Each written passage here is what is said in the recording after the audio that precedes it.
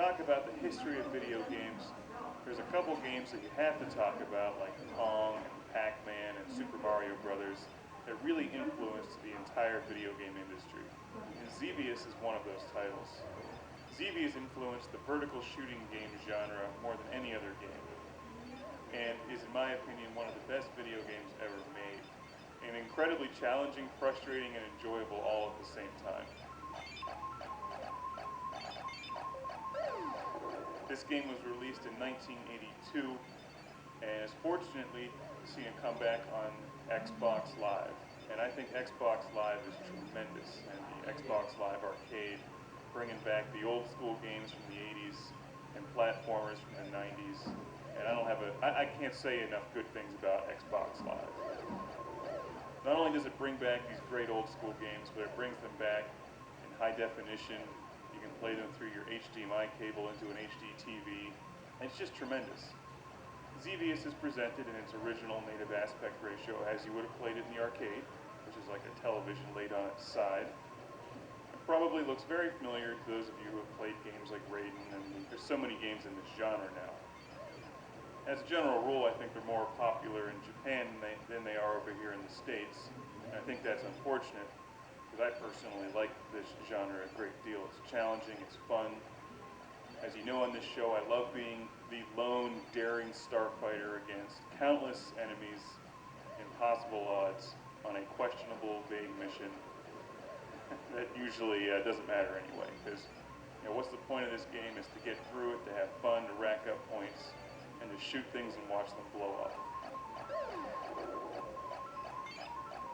Xevious came out in the arcade in 1982 and has since been seen on game systems like the Atari 7800 and the NES.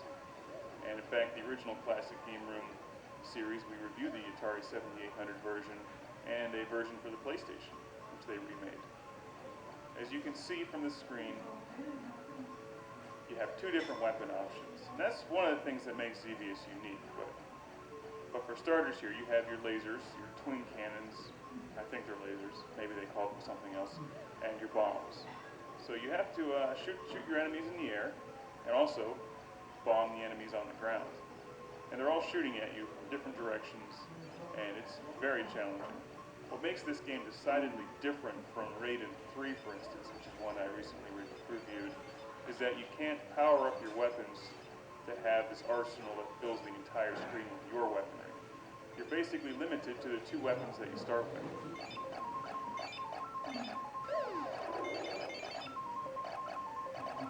So instead of getting that massive, huge shotgun burst of red bullets that most vertical games have, or a special weapon that you can blow up and then eliminate all enemy fire when it's about to kill you, you really have to rely on some serious skill in dodging the enemy fire.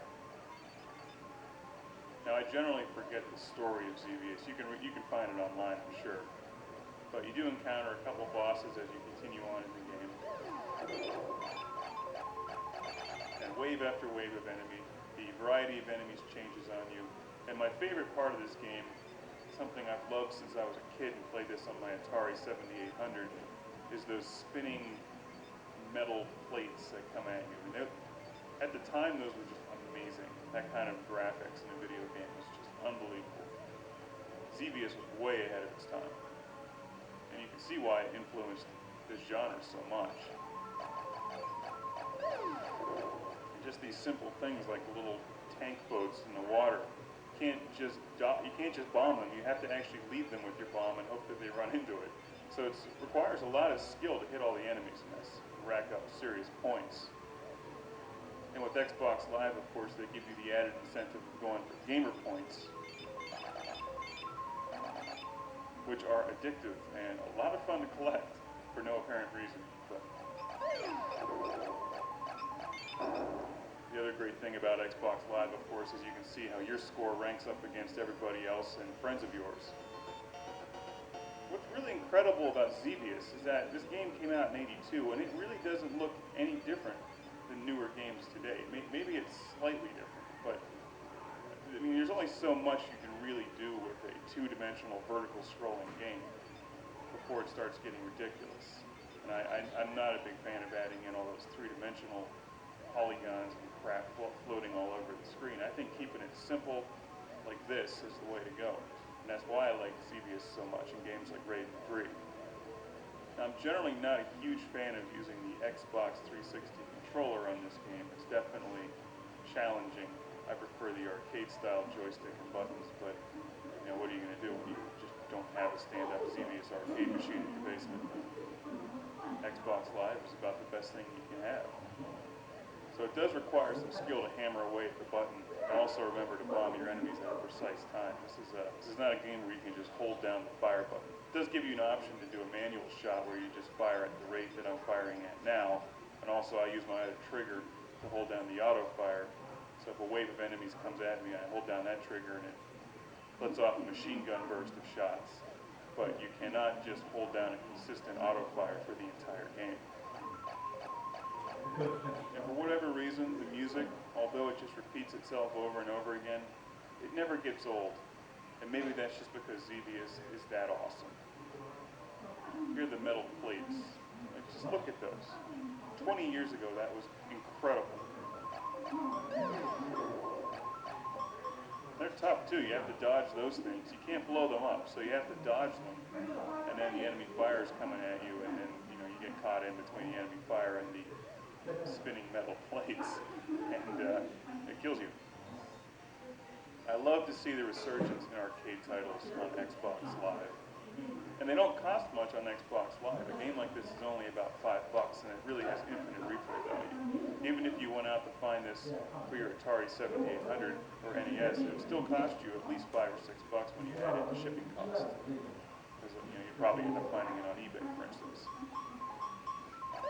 But with the Xbox Live, you just download it, and it's no problem. Now, I'm by no means the greatest Xevious player in the world. In fact, I'd like to get a lot better at this game because it really is one of my favorite games and always has been.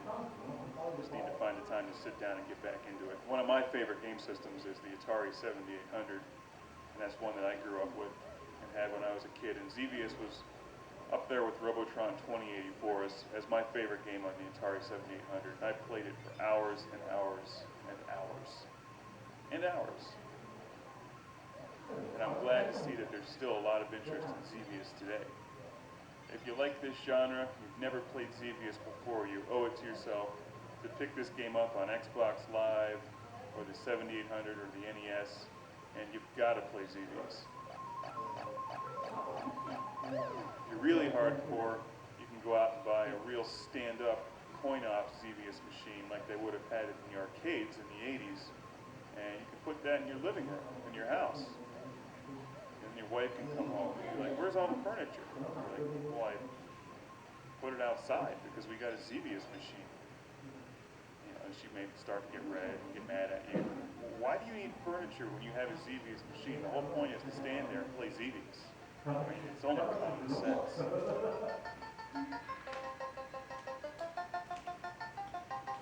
It's like replacing your dining room table with the cocktail version of Ms. Pac-Man. You can eat on that Ms. Pac-Man machine and play Ms. Pac-Man at the same time. Hell, it worked at Pizza Hut.